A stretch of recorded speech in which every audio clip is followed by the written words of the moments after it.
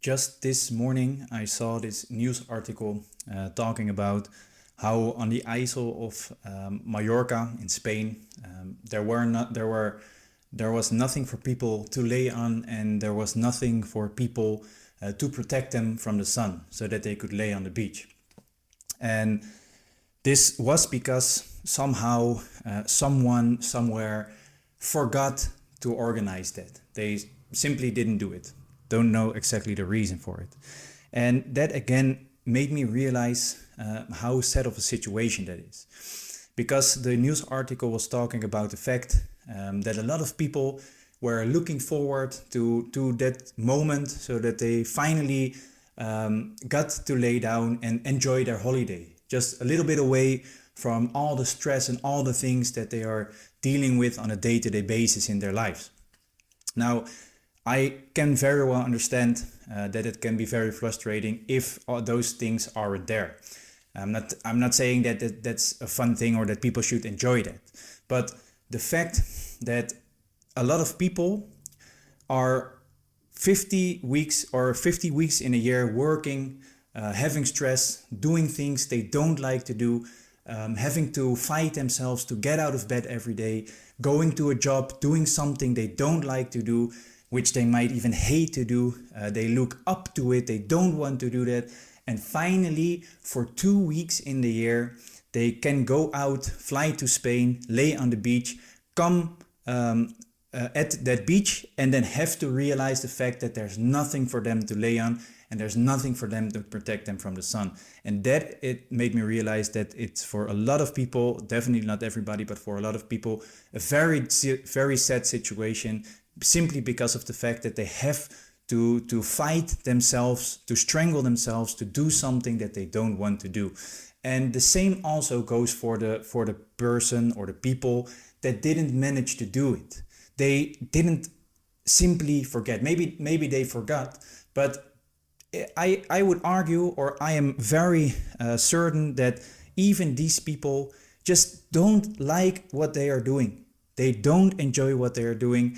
They have to fight themselves to get to the job, to get to that office, to do something they don't want to do, to experience other people yelling at them, to have to feel the pressure of their boss or their manager telling them what to do. They're trying to balance all sorts of things in their personal life, on their job. They may be even scared to lose their job, or they have other things they stress about. And I can very, very well understand that at a certain point, everything just is too much, and you don't have an overview of what's happening or of the situation that you're in, and yeah, you just don't have any perspectives to step out of that and to see it from a different perspective or from a different point of view. But the point here I'm trying to make is that for a lot of people, it is basically just a circle or chain or whatever you want to call it, of having to feel bad and having to experience things that they don't enjoy, having to experience frustrations again and again and again. And that keeps circling around. So you don't enjoy what you're doing. You have to fight yourself to get to the job.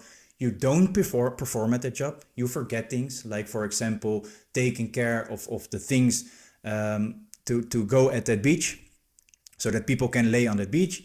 You forget these things. You don't enjoy them. Now the circle goes further, because now the people that come at that beach are also frustrated, and they finally can get away for 2 weeks from all those frustrations, from all that stress, to lay on the beach, and it ain't there. Now they are frustrated. They are calling, maybe, I don't know exactly who to call, but they are calling people, complaining to them, and it goes on and on and on and on. And eventually, somewhere it will land back to them, because they complaining to them, they're complaining to their peers or their families, and it goes on and on and on and on.